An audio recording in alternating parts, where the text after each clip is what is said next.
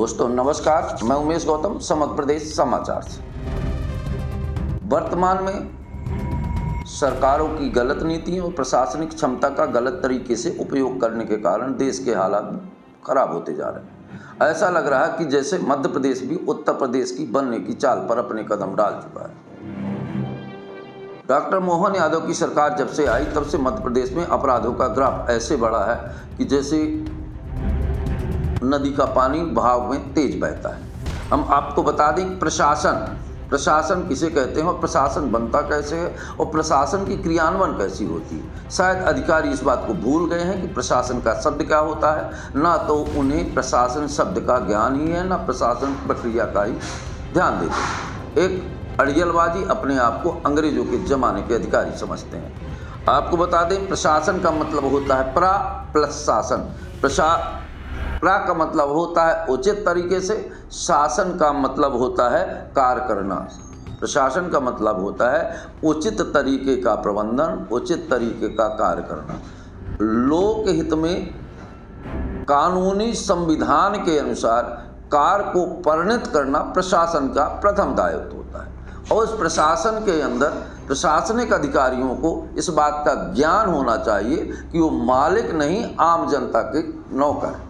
और जब अधिकारियों को ये हो जाता है कि मैं ही सब कुछ हूँ, वर्तमान में अधिकारियों को ऐसा लगता है जैसे जनता कूड़ा कचरा है और मैं सर्वश्रेष्ठ हूँ। इसी बात को लेकर बात बढ़ जाती है, पर वो जमाना अब नहीं रहा। वर्तमान में सरकारें खुद को ये नहीं समझती कि हम जनता के चुने हुए लोकतंत्र के प्रतिनिधि हैं और आम जनता के लिए जनता ने हमें चुना है। सरकारें और सरकार के मुखिया अपने आप को यमदूत समझते हैं कि हम कभी भी किसी का भी घर गिरा सकते हैं, किसी की जान ले सकते हैं, कुछ भी कर सकते हैं। अपने आप को इतना पावरफुल समझते हैं। वहीं प्रशासनिक अधिकारी अपने आप को इंद्र समझते हैं। वो समझते हैं कि सारे लोग के राजा हम ही हैं, हम जो कर सकते हैं वही सही है। पर आपको पता होगा, इंद्र को भी कभी कभी राक्षसों द्वारा जमकर पिटाई होती थी। वही हालत वर्तमान में मध्य प्रदेश की। मध्य प्रदेश में आए दिन अधिकारियों के साथ आम जनता जमकर मारपीट करती है। और प्रशासन, इसमें मैं ये बात मानता हूँ कि जनता की गलती 10-5% हो सकती है, पर सबसे ज़्यादा गलती प्रशासनिक और प्रशासन तंत्र की होती है। क्योंकि जनता को इतना दबाते हैं कि मजबूरी बस आम जनता विवाद का रूप और मारने पीटने पर उतारू हो जाती।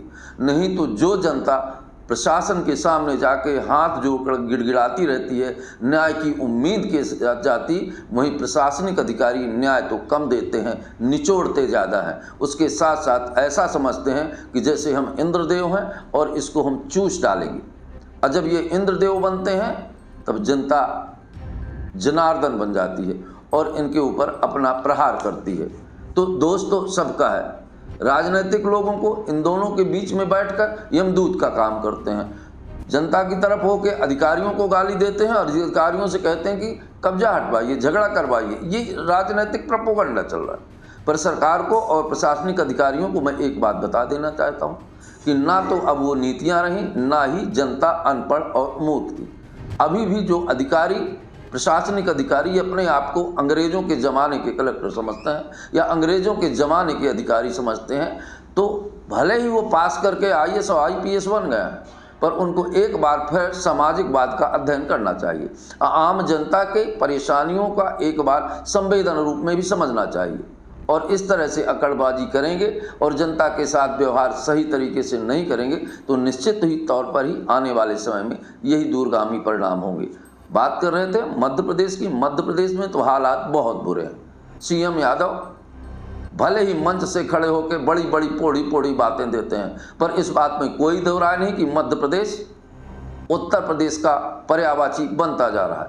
जिस तरह से कुछ दिनों पहले उत्तर प्रदेश में अपराध की बाढ़ रहती थी विगत सालों में, उसी तरह आज की तारीख में मध्य प्रदेश में अपराध चरम सीमा की पराकाष्ठा को पार कर रहा है। पर हमारे प्रदेश के मुखिया को अपनी तारीफ करने से फुर्सत नहीं।